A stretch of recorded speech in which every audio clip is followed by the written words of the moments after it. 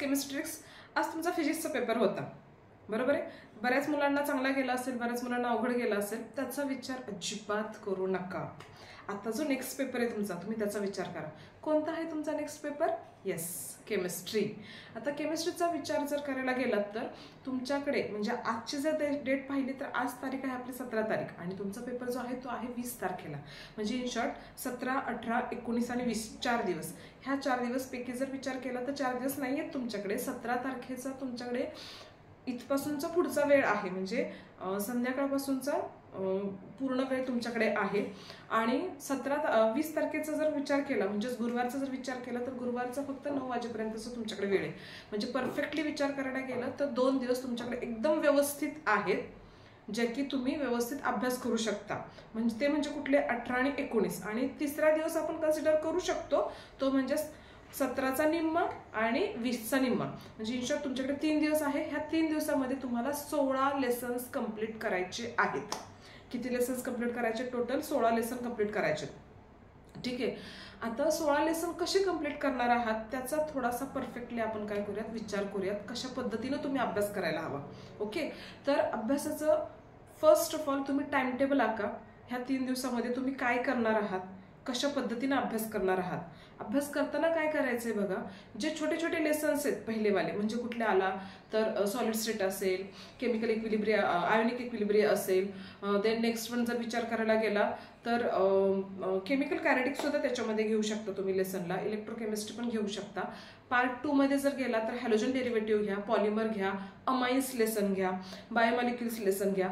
तर हे जे लेसन्स आहेत हे फर्स्ट तुम्ही करायला घ्या. हे जे लेसन्स आहेत याच्यामध्ये अमाइन्स, पॉलिमर्स आणि बायोमॉलिक्युल्स हे जर लेसन घेतले तर ते बऱ्यापैकी इझी आहेत लेसन. पटकन तुमचा काय होऊ शकतो, व्यवस्थित स्टडी होऊ शकतो. ठीक आहे. तर त्याचा जर आज तुम्ही व्यवस्थित अभ्यास केला तर हे 3 लेसन्स तुम्ही आज घेतले करायला, जर परफेक्टली केले, उद्या काय करू शकता तुम्ही, उद्या घेताना लेसन्स असे घ्या की मॉर्निंग म्हणजे पहाटे 4 वाजता जर तुम्ही उठत असाल तर पहाटे 4 वाजता फर्स्ट ऑफ ऑल तुम्ही काय करायचं आहे तर इलेक्ट्रोकेमिस्ट्री लेसन करून घ्या. इलेक्ट्रोकेमिस्ट्री किंवा केमिकल कायनेटिक्स 2 ऑप्शन्स देते. त्या दोघांपैकी तुम्ही कुठलाही लेसन करू शकता. का मी सांगते बघा, त्याच्यामध्ये जर पाहायला गेलं तर ते लेसन्स बऱ्यापैकी काय आहेत, न्यूमेरिकल बेस्ड आहेत. खूप सारे फॉर्म्युलाज आहेत त्या लेसनमध्ये. इलेक्ट्रोकेमिस्ट्री जर करायला घेतला तर जे सेल्स आहेत, टाइप्स ऑफ सेल आहेत, इलेक्ट्रोकेमिकल सिरीज आहे, हे परफेक्टली तुमचं काय होऊ शकतं त्या दिवशी होऊ शकतं.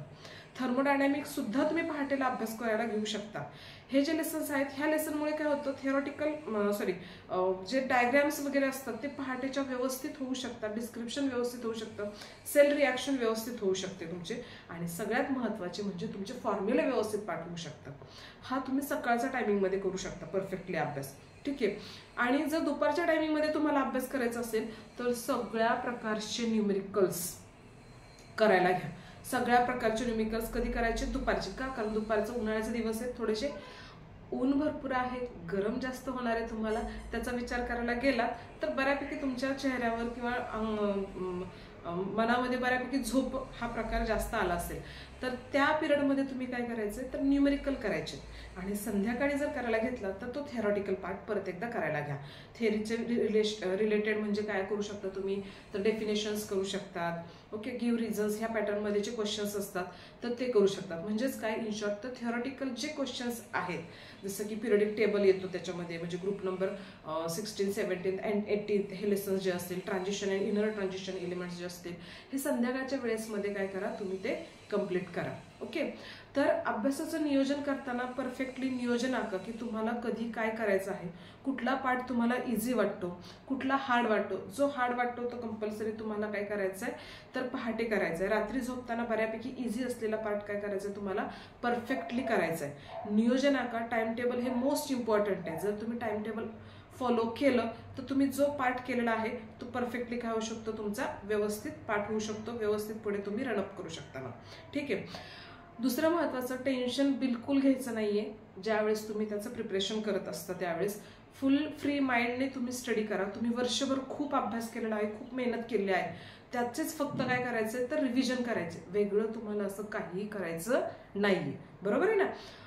सगळ्यात महत्त्वाचं, टाइम वेस्ट न करता तुम्ही आज आज म्हणजे किती 17 तारखेला काय करायचं आहे तर सगळेच्या सगळे न्यूमेरिकल्सचे फॉर्म्युले जे आहेत, न्यूमेरिकल बेस्ड फॉर्म्युले, हे सगळेच्या सगळे 2 पेजवर काय करा, लिहून काढा आणि मस्तपैकी भिंतीला चिकटून ठेवा. बऱ्याच मुलांनी ऑब्व्हियसली अगोदर ते लिहून ठेवलेच असतील, तर ते फॉर्म्युला जे आहेत ते परफेक्टली काय करा, पाठ करा, आलेच पाहिजेत.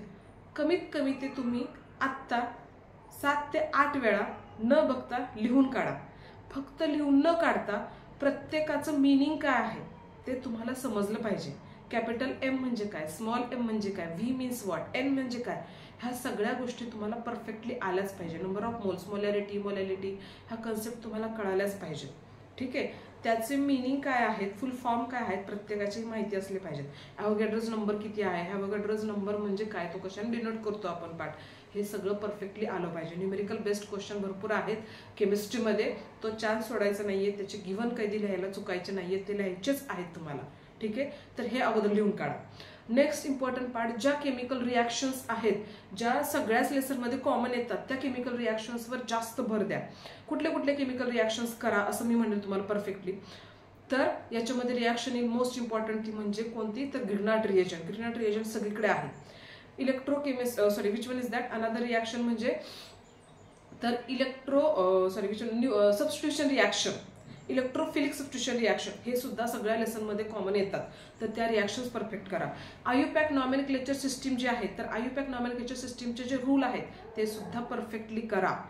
हे कन्सेप्ट येणारे आहेत, त्यांना सोडायचं नाही. बघा, मी 110% सांगते, इलेक्ट्रोफिलिक सबस्टिट्यूशन रिॲक्शन जे असेल 4 मार्क्सचा क्वेश्चन असणारच, 2+2 असेलच, विसरायचं नाहीये. आयुपॅक नॉमेनक्लेचर सिस्टीम जर धरलात तर ऍक्च्युली आयुपॅक नॉमेनक्लेचर सिस्टीमचे रूल जर तुम्हाला आले तर पार्ट 2 सगळाच होतोय, पार्ट 2 सगळाच होतोय. पण आयुपॅक नॉमेनक्लेचर सिस्टीम नाही आली तर पार्ट 2 सगळाच जाईल, लक्षात ठेवा. आयुपॅक नॉमेनक्लेचर सिस्टीमवर जास्त भर द्या. पार्ट 1 मध्ये जर गेला तर पहिले जे 4 ते 5 टॉपिक येतात ते सगळेचे सगळे पहिले 5 टॉपिक धरायला काहीच हरकत नाहीये.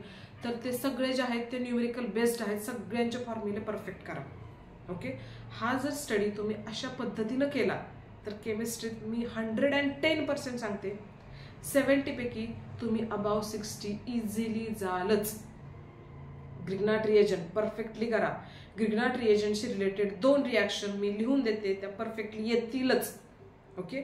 त्याच्याशी रिलेटेड मी एक छान व्हिडिओ काढला होता, ट्रिक वाईज सांगितलं होतं की ग्रिग्नार्ड रिएजंट कसे रिॲक्शन्स असतील, कशा पद्धतीने तुम्हाला ती रिॲक्शन सॉल्व्ह करायची.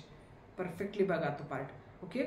तर ह्या ज्या काही केमिकल रिॲक्शन्स आहेत, कॅनिझेरो रिॲक्शन असेल, cross Cannizzaro reaction, aldol condensation reaction, cross aldol condensation reaction व्यवस्थित करा. रायमर टायमर रिॲक्शन इम्पॉर्टंट आहे, वुड स्पिटिक रिॲक्शन इम्पॉर्टंट आहे, फिटिक रिॲक्शन, सँडवेअर रिॲक्शन्स, ह्या ज्या रिॲक्शन्स आहेत त्या परफेक्टली करा.